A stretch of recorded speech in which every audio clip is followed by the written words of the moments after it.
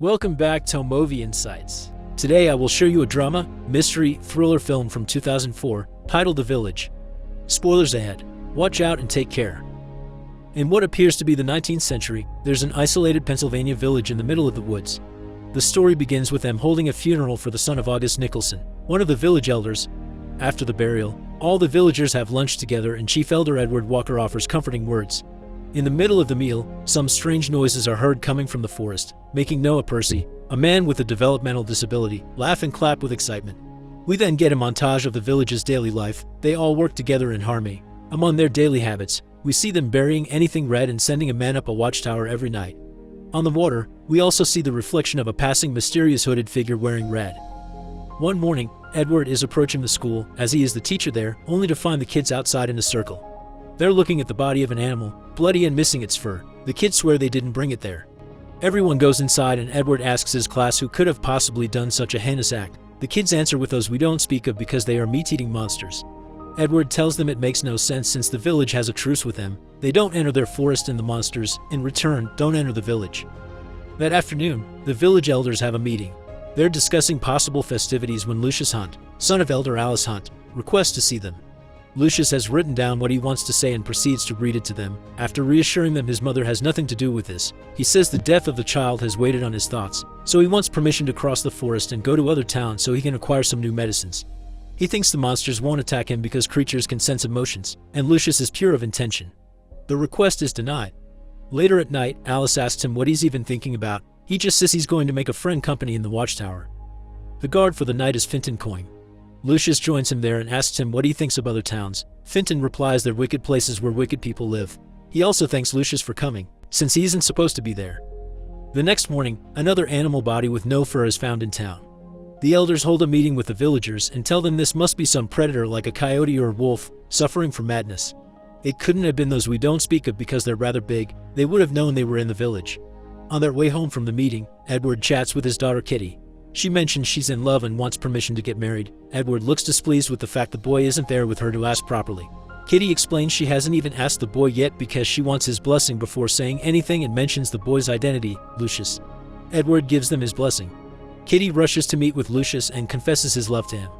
Lucius turns her down, so Kitty returns to her house and spends the evening crying on her blind sister Ivy's lap while she sings to her. Meanwhile, Lucius gathers wood and takes it to August's house, where August wonders if his son and Lucius had bonded because neither talked much. He also calls him kind. At the same time, at the edge of town, a group of boys is playing a game of bravery. You must stand on a stump, facing away from the forest and with your arms stretched, and see how much you can last before getting scared. The current player swears he hears noises in the woods, but he stays on his spot. Back to Lucius. August is telling him that one can run from sorrow, but sorrow will still find you because it can smell you like a dog. Then he looks at a mysterious black box in the corner. Then we cut back to the boys again, who finally are running away from the area when the noises prove to be too much. Morning comes, and Ivy is being called to deal with Noah, who is hitting other boys with a stick. He stops as soon as she asks him to, then she takes him to stare at a special house where he'll be locked in if he doesn't listen. They strike a deal and he promises he won't be hitting anyone again. Now that's over, they decide to spend time together by racing up the hill to the resting rock. Noah asks her not to cheat, but she distracts him and cheats anyway. They make it to the rock and find Lucius already there. He shares a snack with them and Ivy tells him how much her sister cried when he turned her down. She also explains that she was able to tell Lucius is there because a handful of people give the faintest color. Her father has it too. When Noah suddenly leaves to go after a bird, Lucius tells Ivy she runs like a boy. She thanks him for that, then confesses she knows why he denied her sister. Lucius likes her. She can tell because he stopped touching her some years ago. Noah makes it back then and pranks Ivy by putting a little toad on her hand. Afterward, he retrieves some red berries from her pocket and puts them in her hand as well. She smiles, enjoying the present, until Lucius points out she's holding the bad color that attracts those we don't speak of. She says they should bury them. But now Lucius is worried because he's never seen those berries before and Noah already had them in his pocket before they arrived. He asks him where he found them. Noah takes him there. Hours later, Lucius is reading one of his letters to the elders again. He tells them about the berries Noah found near a drawing on the resting rock, which means Noah has been entering the forest all this time without anything happening to him. This reinforces his belief that the creatures won't attack him either if he does the same and asks again to be allowed to go to other towns. The elders don't accept. Later at night, back in their house, Alice decides to tell Lucius a story about the other towns. His father had left for the market and was found naked and robbed on a river days later. Alice is telling him this so he can understand the nature of what he wants, but he explains he doesn't want to do this for himself, it's for the sake of the village. He says he isn't the one with secrets, because secrets are everywhere in the village, like the black box Alice has and he points at. Alice says that's for her own good, to be safe from but not forget the evil things from her past. Lucius wants to open it, Alice refuses and tells him they should talk to Edward. Lucius says Edward has feelings for Alice because he never touches her. The following day, a group of boys wearing yellow cloaks are walking by the border between village and forest, pinging a yellow line on the torch posts that separate both areas. Lucius is among them, and he doesn't go back with everyone when they're done, he enters the woods instead. It doesn't take him long to find the berries, and when he hears some growling, he looks to his side to see a creature getting away. He decides to return to the village after that. It's nighttime when he arrives and finds Ivy outside her house. She tells him she's heard from her parents that Lucius wants to leave the village for medicine. She thinks it's noble but not a good idea. She also informs him that her older sister is getting married, which means now she is free to receive interest from anyone. We cut to the watchtower then. Finton hears a noise and opens the hatch, believing it to be Lucius, but it's one of the monsters. So after some hesitation, he starts ringing the bell to alarm the village. Everyone in town is running back to their houses to hide. While Lucius helps villagers to get to safety, Kitty rushes Noah, the kids and Ivy into the basement, but Ivy stays at the door, waiting for Lucius. She extends her hand in front of her and an approaching monster is about to take it when suddenly Lucius shows up, grabs her hand and drags Ivy inside to hide with the rest of the family in the basement. The next day, red markings are found on the doors of all houses. The elders are holding a meeting with the villagers to try to figure out what happened. The markings are obviously a warning, but the creatures never attacked without a reason before. When elders ask if anyone knows anything, a written note is handed to them. It's a confession from Lucius, admitting he went into the woods and was seen by the creatures. Edward goes to the back of the room where Lucius is crying and tells him he's been fearless. A couple of days later, the villagers are celebrating Kitty's wedding.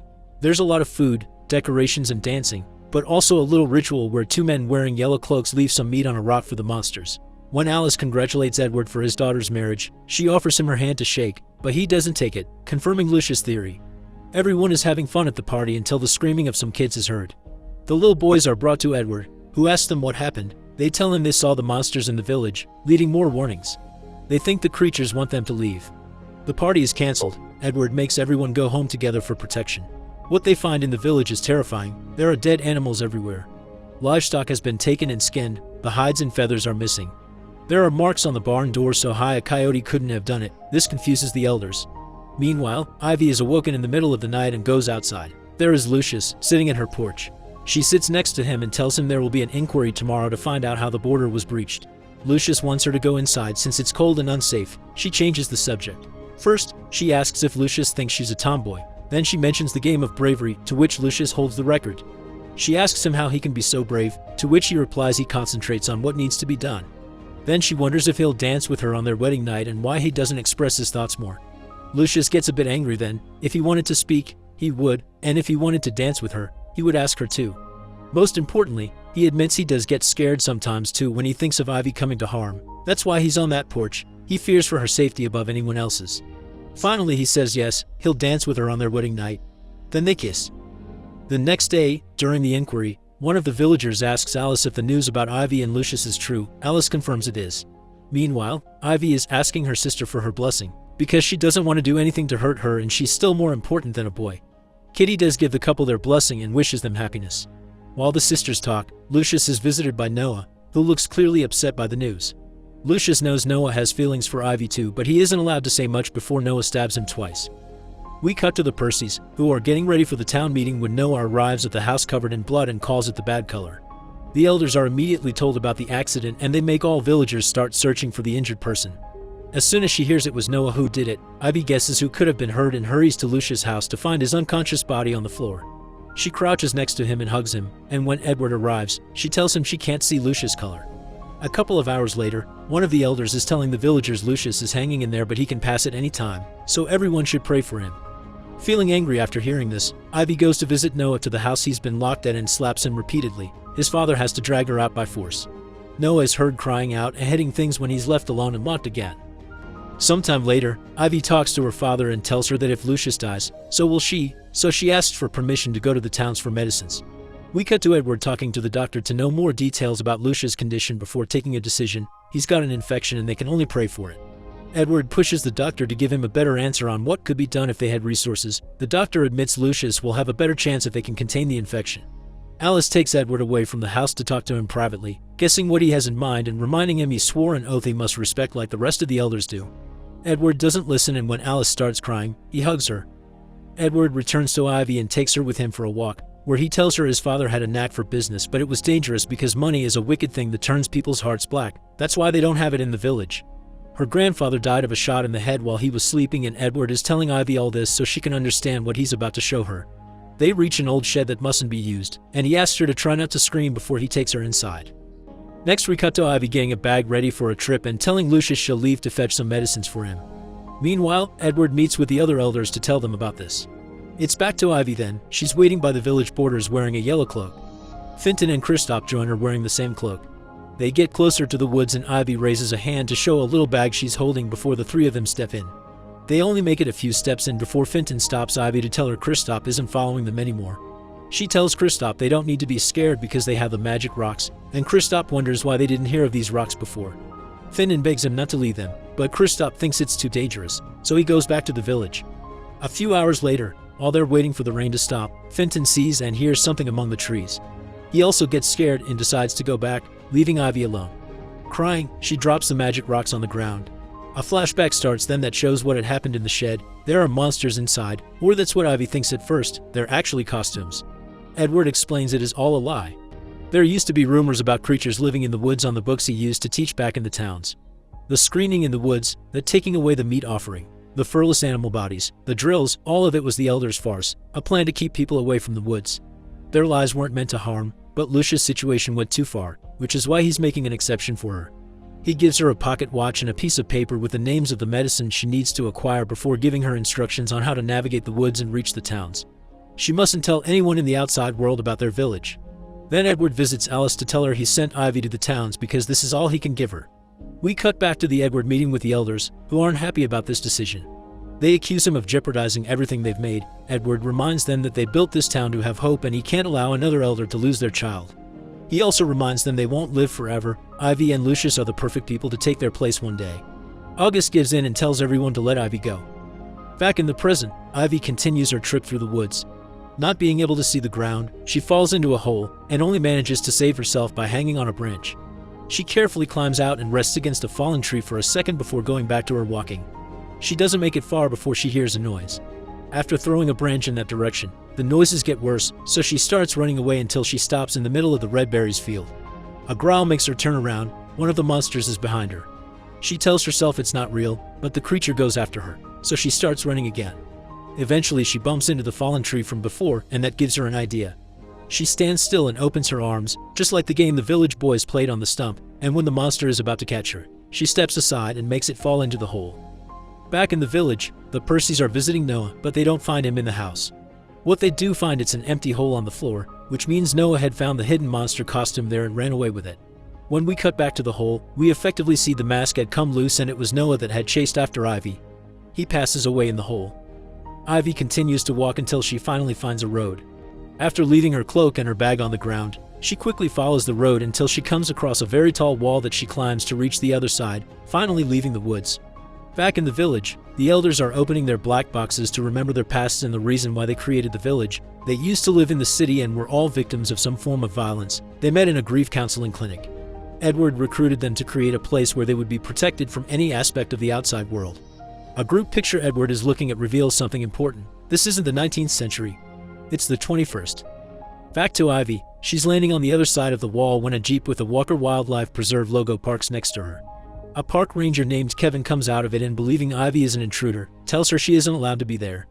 Ivy tells him she comes from the woods, which he has trouble believing, and asks him for his help. She hands him the lists of medicines and the pocket watch to pay for them. When he understands someone is hurt, he accepts to help, since they have those medicines in the guard shacks. Ivy is surprised by his kindness. She didn't expect it from the people in the outside world. Kevin gets back in the jeep and drives to the guard shack, where his superior receives him with some advice. He reminds him it's an easy job. They just need to keep people away from the animal sanctuary and not disturb the woods. Kevin shouldn't make conversation with any intruder, only patrol.